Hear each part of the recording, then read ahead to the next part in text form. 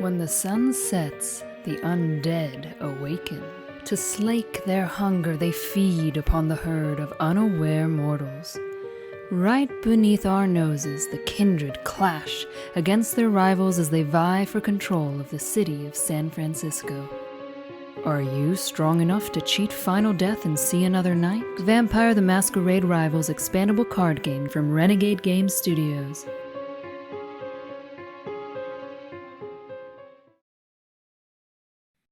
Good evening, everybody, and welcome to Vampire Wednesday. I'm Matt Holland here, just introducing things before we kick off tonight's episode, interviewing the winners of our first two Prince of the City events of 2022.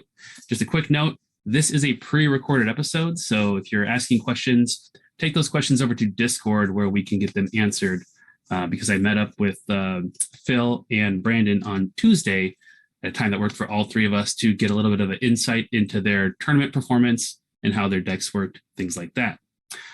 But before we get to that, just want to make sure that everybody knows about the Prince of the City events that are coming up this weekend in Games and Stuff in Baltimore, Maryland area, Paragon Games near St. Louis, and Games of Berkeley in Berkeley, California have Prince of the City events. So we've got East Coast, West Coast, and the Midwest covering the board. The weekend after that, Pasadena, Gameology Pasadena, and Exile Games in Herkimer, New York. So actually that's 2 weeks after that, April 23rd. So we've got a full slate of events coming up.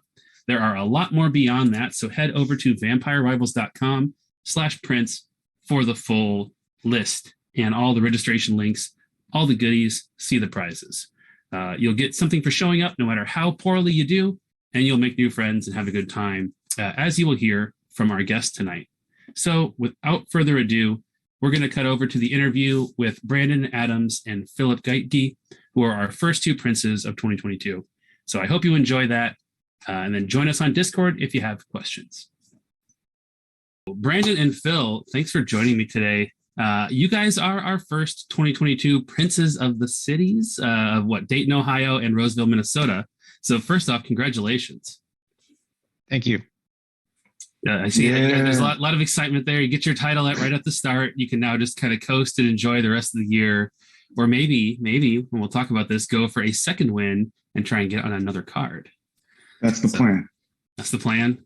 I know you're, so Brandon, you are out in Southern California, right? Yes. And made the trip into Minnesota for the Roseville event to kind of kick things off. And it was 27 degrees at the high, 21 degrees at the low, and I forgot my jacket in the car.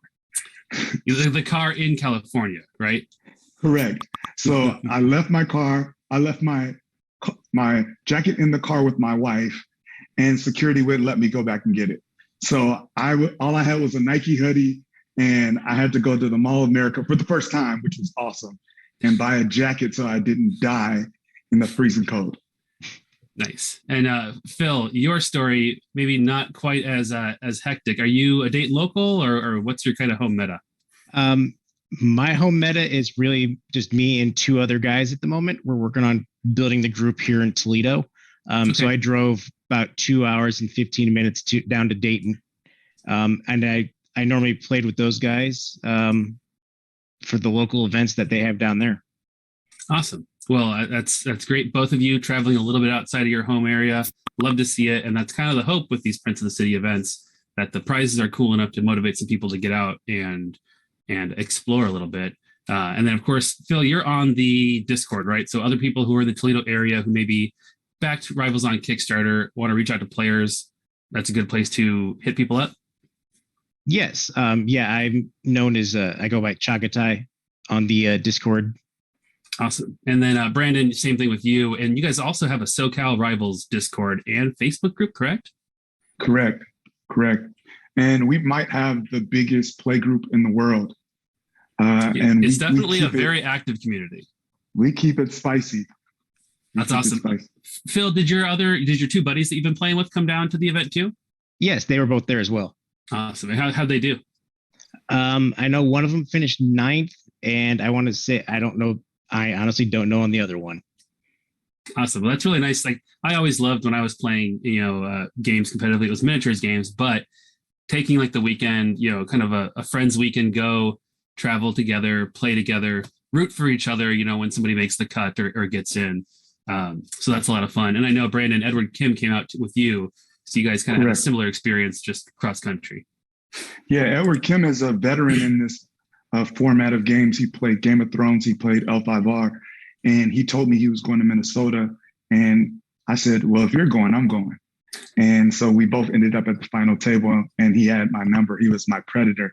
So I had to run from him the whole game, and it was exciting. That's awesome. Well, I'm going to ask just both of you a little bit about your gaming history, like, how you ended up playing Rivals. Phil, let's start with you. How long you've been gaming, what kind of games have you been into, and then what brought you to Rivals? Well, I played L5R back in the CCG days. I played mainly Diamond and Lotus Edition. Got out of card games for a while, but then picked up L5R when it came back out from Fantasy Flight with the LCG version. They played that pretty much the entire time until they completed it. And then one of the guys that I played with, I played L5R with, quite a bit. We would always go to conventions and even travel to other Koteis together. He was backing Rivals on Kickstarter, and I missed the backing of the Kickstarter, but I got into it right off the bat. So nice, pretty close to the beginning. So he's the one that got me into Rivals, and you probably know him as Coyote. So he's the one Coyote. Yep, he's the one that got me into it. Coyote gets the shout out there. I'm sure he'll be in the chat, wooing. So you were coming from L5R. Did you ever have any interaction with the World of Darkness, and like Vampire the Masquerade in the past? Or is this kind of your first exposure? Played a little bit. Me and the group of guys, we played a little bit of Vampire RPG back in the day. Okay. So yeah, you had some familiarity, because I know that the depth of the world and the history of the world is pretty extensive. And so for somebody like me who just walked in, when I got the job with Renegade, it's been a wild journey just learning about it. But it's probably nice to have a little bit of background and some of the flavor and thematicness comes through in the game, I think.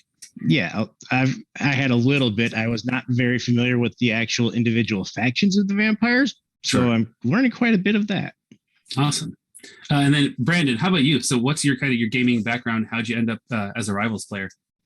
Yeah, I've never played any game like this in my life. For the whole pandemic, my wife had me trapped in the house because she has asthma and she did not want me to go out. And I had a small play group, and we played Gloomhaven every week. And I played Keyforge like twice, and that was the extent of any games like this.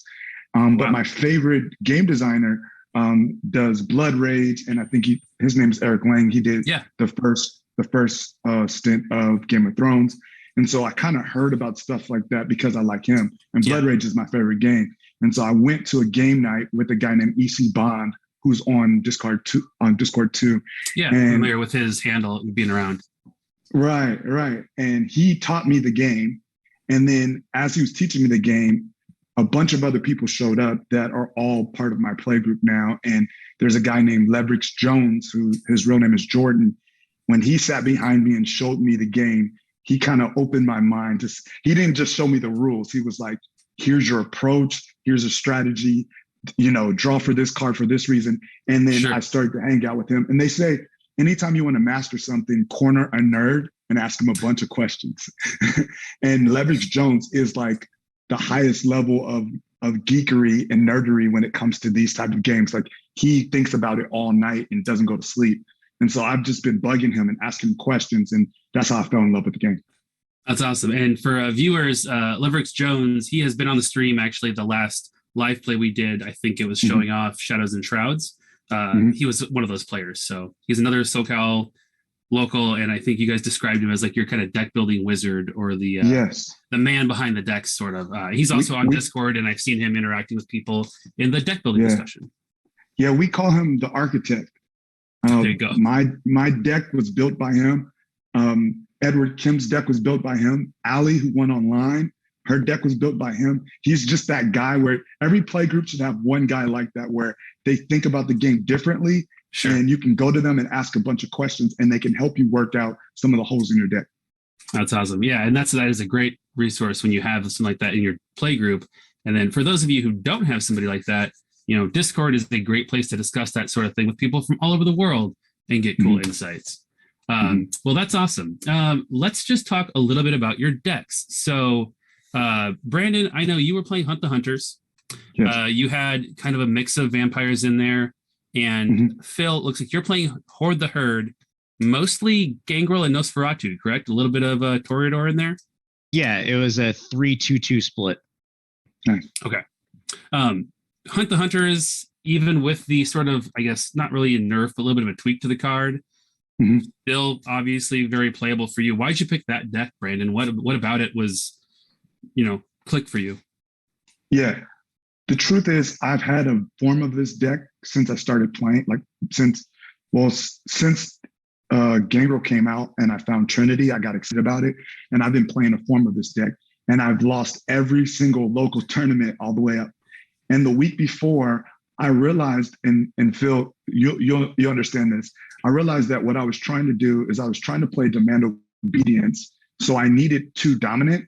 And so I was too locked on trying to get just the right clan or just the right disciplines out. And so at the very end, what I ended up doing is I said, I'm going to lose my favorite card to make it so that whatever I do, whoever I grab, as long as I grab 2 vampires and play them, the whole deck plays.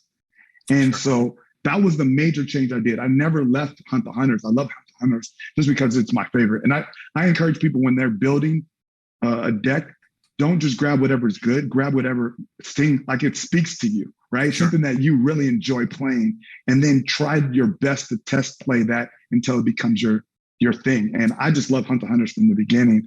And so I got rid of my favorite card in order to make Hunt the Hunters work. And then it ended up winning. The week before I left to Minnesota, I won a local tournament, and then I won in Minnesota. It's a nice little confidence boost going into the big show. I know that Hire and I have mentioned in some of our tournament prep streams, like there is sometimes the temptation for people to, grab the hot list off the net and play that because it's good. But like you say, playing something that you have a passion for and that is really fun and exciting to you can often help you just have a better attitude, be more motivated to practice, and give you really good results. So obviously quite strong. And you were leading with Trinity, right? Was your leader? Right. I have Trinity as my only Gangrel. And then I have just a little Ventru and a little Toreador. And the hope is just to have 1 and 1. So when I reach, if I have 2 Ventrus, I play 1, and then I try to reach for another Toreador. And that's what I just want to have them even out. And then from then on, I'm just trying to score 2 from my agenda and 1 from anything else. And that way I can keep pace with some of the best decks. In Philip's case, or in Edward Kim's case, sometimes you can score 4 if you do it really well. But I could at least score 3. And that was my goal. Now, I know you guys both brought Trinity. Trinity in the Hunt the Hunters deck is her utility is obvious, just one-shotting SAD. Great. Phil, what was the thing about Trinity that made you want to bring her? Is it to deny other people the SAD if you have the chance, or what? Part of it was that, and also if I can knock out somebody else's Trinity and then get mine on, I get an edge. I get an edge there, and also it helps get We Are Legend and Apex Predator online as well. Yeah. Apex Predator is my favorite card. A card that showed up in both decks as well. And We Are Legend, for folks who are not familiar with all the new cards, that is an action. You gain 1 prestige, you draw 2 cards and discard 1 of them, and that is a Gangrel only card. So having Trinity or someone else's Gangrel in play is great for that. Great to dig for the solutions for whatever thing you're running into. Phil, tell me about yours. Herd the Herd, University Library. Kind of what about it attracted you to that deck? Well, the Horde the Herd felt like it is almost going to be guaranteed to get at least 1, if not 2, every turn, because everybody's killing Sad, everybody's killing mortals. So pretty much I'm guaranteed 1 or 2 every turn. Plus, if I've got 2 mortals or even a mortal and a Sad out, and I've got the cards, I get 4 points a turn. Sure. Yeah. Did you run into anybody running Dragon's Roost? Because no. Edward Kim was running Dragon's Roost with Bad Penny as a leader, and that shut down 2 Horde the Herd decks in, I think, the final round of Swiss just completely. They couldn't score anything because of Dragon's Roost. Believe it or not, I did not come across any Dragon's Roost at all. Wow. Well, that is very fortunate for you, because that is definitely a useful thing. It loses its utility when it's trying to block multiple players, as I think Edward found in the final table in Roseville when he couldn't stop everybody. But man, that is a thing you got to worry about. Same goes with constant surveillance. Yeah. Oh, constant surveillance. yes. Yeah. That's good. Yeah, there's a couple of really fun things in there. Apex Predator is a really awesome card and just a great way to hit somebody very, very hard if you need to. Especially if they're running Dragon's Roost, or if they have like an Alejandro Knowledge's power deck, anything where the leader has to be active. If you hit them with the little fear, then it at least stops them for one turn and gives you a chance to capitalize. Yeah. So Phil, did you have, so say you're running into a situation where you're not, the mortals are piling up in the streets, it's not happening how you planned. What's your kind of fallback plan in this deck? Like, do you have another way that you can try and win? So if that's starting to be the case, hopefully I'm able to get at least 1 or 2 search engines online, and I can kind of start milling the deck to get to the point of getting my second domain, getting the domain for the second tradition, I believe it is. So getting the domain. Yeah, so second tradition of the domain. Yeah, so I can start using those ongoing actions to start clearing the streets out. And then, believe it or not, there were several other Horde of the Herd decks, and when you get multiple of those in the game, that street's clear. Yeah. The second tradition of the domain, that's the ongoing, where you can exhaust it and attach a city deck, citizen or vagrant in the streets to this card. They're still there, they can be attacked and everything, but people have to pay you to hit them. Yep. And Horde the Herd says unattached, so they don't count against Horde the Herd when they're attached to the domain. So that's a cool piece there. One thing I thought was interesting, Matt, because I played 2 Horde the Herd decks on my way to get the Prince, is I guess the natural feeling is, let me try to keep them from clearing the table. But then that also takes away from me scoring. And so what I learned is, if Philip scores 2 points, but I score 3, then I'm still outpacing him. And so instead of trying to keep Philip from scoring by Horde the Herd, let him get his 2 points. I'm trying to clear the table before he clears the table. So you get your 2 points because I cleared the table for you, but I got 3 because I hit the SAT for my 2 and I hit tour guide or whoever. Yeah. And so instead of me trying to keep Philip from scoring, my goal is say, forget Philip, do whatever you want, Philip. I'm going to try to outrace you. And in this case, I still get 3 a turn and you only get 2. Sure, that makes sense.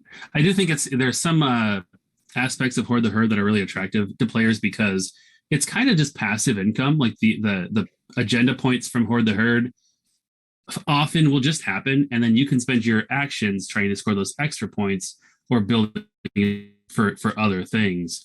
Whereas, Hunt the Hunters, you need to go out there and do the work yourself. But like you said, you can accelerate pretty nicely with that. What was there anything in particular that you were really worried about running into? We'll start with Phil again. Like a deck or a archetype that is just kind of scary, if you don't mind sharing, now that you have your win.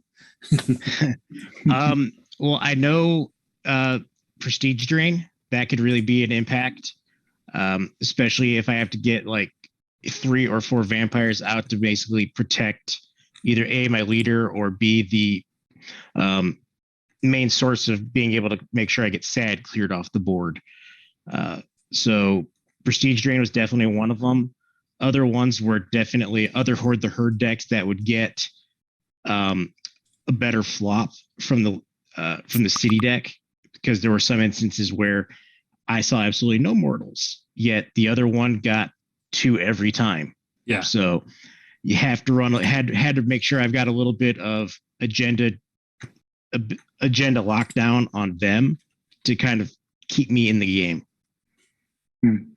I know kind of the same question for you, Brandon. I know you did bring Balance of Power to kind of help, round out a little bit of the prestige. And now somebody I think at that free table had a free money too, but I don't think it was you. Mhm. So yeah, what were you worried about? Given your deck.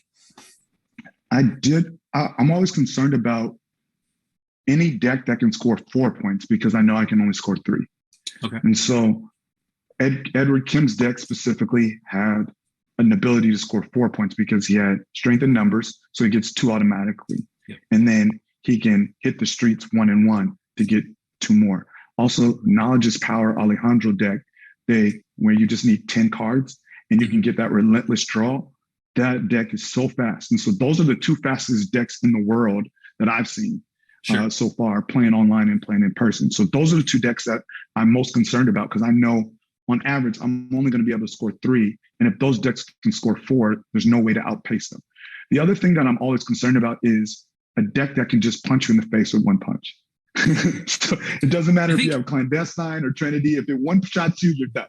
You know? Final table, you lost your leader into torpor very early in the game, right? Yeah. Just got completely smoked. Well, that's a misplay on my part. And this is the biggest thing. I had a pretty good deck, and every time I've lost with this deck, it's because I misplayed. In that case, I had 8 points, and there was Sad out. And so I hit Sad to get the 10th point, and then I tried to claim Prince, which was very stupid because I was in the lead. But I didn't want Edward Kim to get the lead because he was 1 behind me. So if I couldn't beat him, and if he can get four turn and he has 8 and I have 8, then I was concerned. So I tried to claim Prince, and they wrecked me. He actually had Jacob Frost, and Jacob Frost one-shotted me. and so I was essentially out. Jacob Frost hit me for 5. I blocked 1. Yeah, so I only had 1 blood. Picked you off. And then Ashley, who was on this other side of the table, punched me through my social. I had 2 social, punched me through my social with Lishu, and then killed me. So, but the good thing is that somehow, because Edward Kim tried to claim Prince as well, I got 1 more turn to kind of bring my leader back and try again. And that's when I played Balance of Power. And Balance of Power is weird because I knew I wasn't going to win, but what I wanted to do was balance the table, right? And so I played Balance of Power anyway to hope that my prey would bid more than 2, and he bid 2, which left him with only 2 prestige. So now the next turn, he has to mend up and try to get another prestige, which he played We Are Legend. But that gave me a whole nother turn with no one hit me to come back. And then that's how I won the game. Phil, did you have a similar, oh crap moment where you had to really think on your feet and kind of try to salvage, which was rough, whether it was the final table or elsewhere? I didn't really run into that much, though there was 1 game where I got constant surveillance twice by the same person, 2 turns in a row. So that just dragged the game out longer. But I was fairly confident that I could still manage the win, even getting constant surveillance twice. And in constant surveillance, that is a ongoing action. You pay a prestige and you cover the target foe's agenda or haven with this card. So it turns off your agenda essentially for a turn. So have it happen to you twice, that's a pretty big hit. Yeah. That is nasty. Yeah, that's a fun card. And that was I think that's a Wolf and the Rat card, right? It's a relatively newer one. Yep. Awesome. Well, speaking of new stuff, are either of you is there something you're excited for that's in Shadows and Shrouds? Whether it's a new card to add to your deck, a whole new deck, Brandon, what you obviously have something that you're excited about. So go ahead and share with the class. I just told you I lost Demand Obedience because I just it was just too hard to bring in 2 dominants and have them in the same party. But Gia has 2 dominant by herself. Gotcha. And so now I already ran a deck last night with my play group, and I won my first game with my Prince of the City Matt, championship Matt. My championship Matt is undefeated right now. And I played Gia as the leader, and it was really, really cool to see what she could do with some of the cards that I like. Awesome. Then you're just hoping to get Trinity out soon so you can start using her to pop Sad, I suppose. Correct. Phil, what about you? Anything in Shadows and Shrouds that you're kind of aching to get your hands on? Nothing. Well, honestly, I really don't know. I mean, I've got them. I was more focused on the Prince tournament before I crack open the cards here. That's entirely fair. Since like you knew it wasn't going to be legal for your local event. Yeah, but I'm going to be cracking those open today because the play group up here, we're getting together tonight to do a little, or tonight being Tuesday, to just play. So I'm going to bust out the pre-cons, get a feel for what's in that latest expansion. Awesome. Yeah. And there's a lot of fun stuff in there. Yeah. Part of the pre-con is the Tenderloin and Prize Fighter as the agenda in Haven. And the Prize Fighter was really moving for me last night.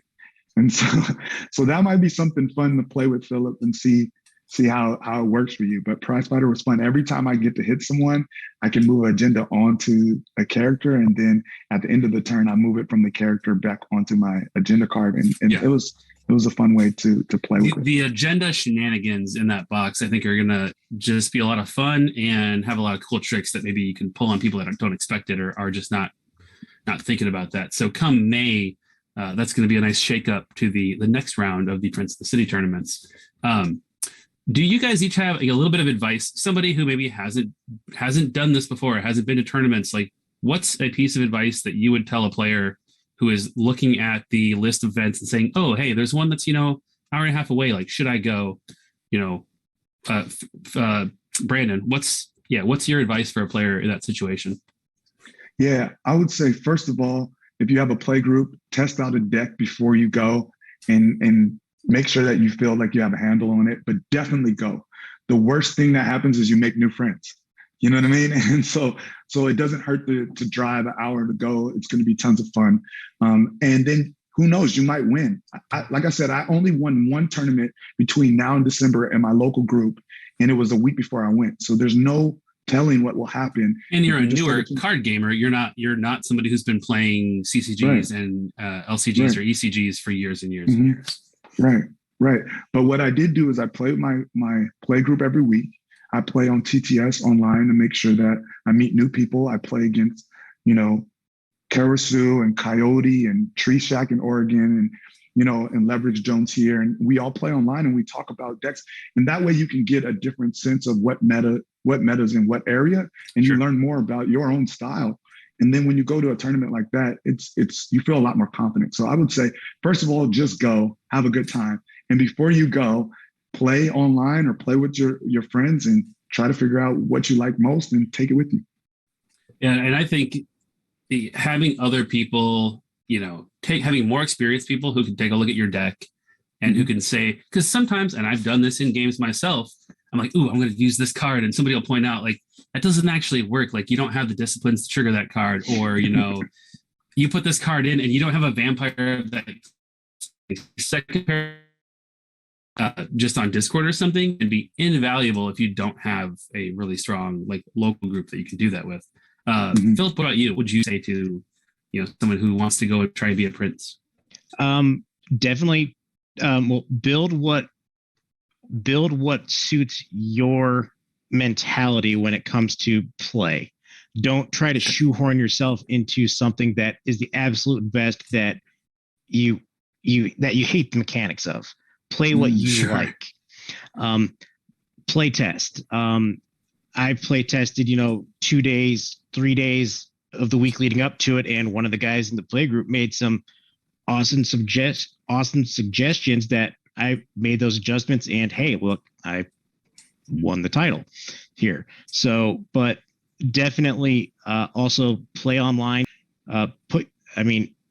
Some people put their decks out there leading up to events, but others don't, to get ideas. You could do that. That's great source of, feedback, but mainly go to the event, have fun, meet new people, and just have fun. Don't take it seriously. It's a game. Yeah. I think your point, especially different clans, different decks have such different play styles. Like, some can be very solitary and I'm just going to do my plan. I don't care what else is going on. Some can be very, very interactive. And sometimes it's just your personality, like a person who is not really outgoing and doesn't want to just get really mixed up with people shouldn't probably play a deck that requires that just because they think it's in theory really, really strong. if you have a play style where you're like, I want to be conservative, I want to be, deliberate, like there's a deck out there for you. There's probably multiple out there for you. So find those, play what's comfortable to you, and that lets you just kind of save all your energy and your getting out of your comfort zone for all the other stuff that's going on in the tournament. That's what I think is useful. So that's good advice. Are either of you guys planning to attend any more Princes of the City tournament? Prince of the City. Man, tournament? I'm trying to go to every single one that my wife will let me go to. My wife is 20 weeks pregnant.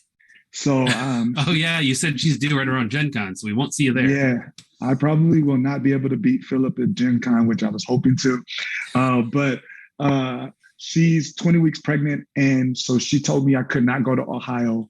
So I probably would have stole it from Philip already. But there is one here. There's one in San Diego, my hometown.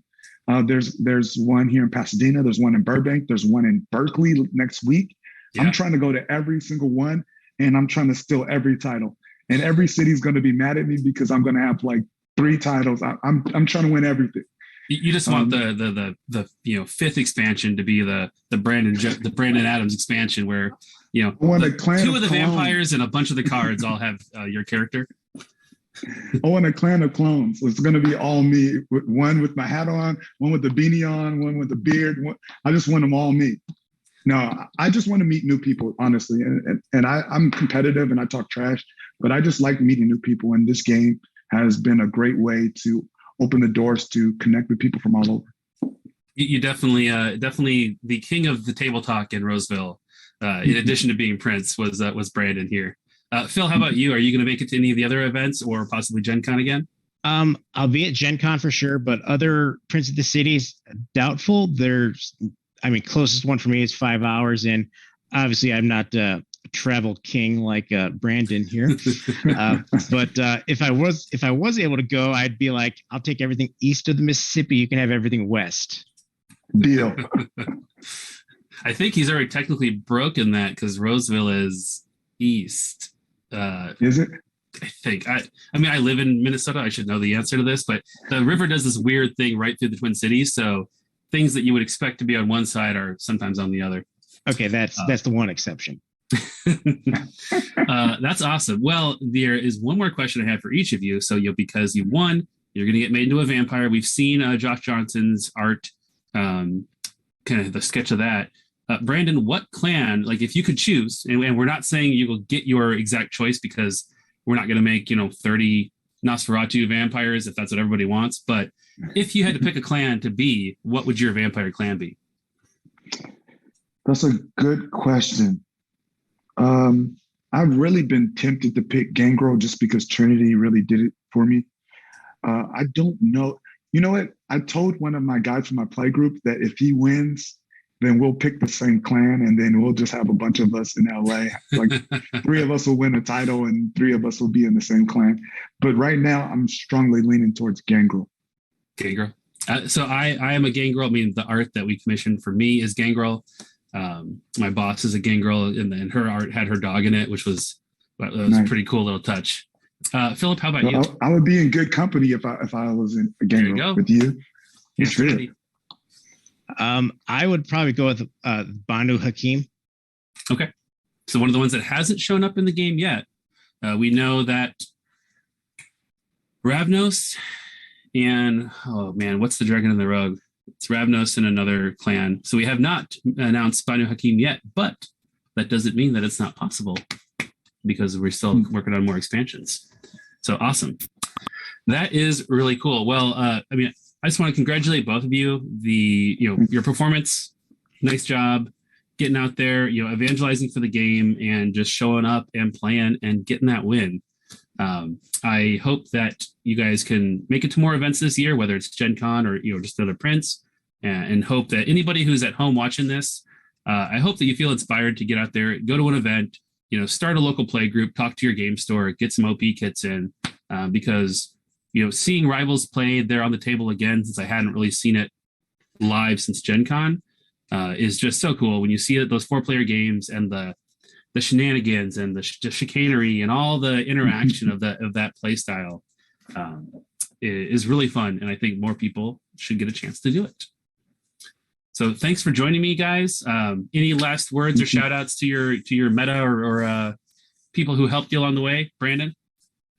Yeah, shout out to all the people in Southern California. We're the best play group in the world. Bring it on. Whoever thinks they can hang with us, let's do it. And how about you, Phil? I'd like to give out a shout out to Coyote, aka Joe. He got me into the game, and also shout out to Matt here in Toledo, who helped me play test the deck and gave me some great ideas to do. Fantastic. Well, guys, thanks for taking the time. Good luck at your next event, and I hope that, Phil, you get to dig into Shadows and Shrouds and start to get to grips with the new stuff. Thanks. Thank you. All right. Take care, guys.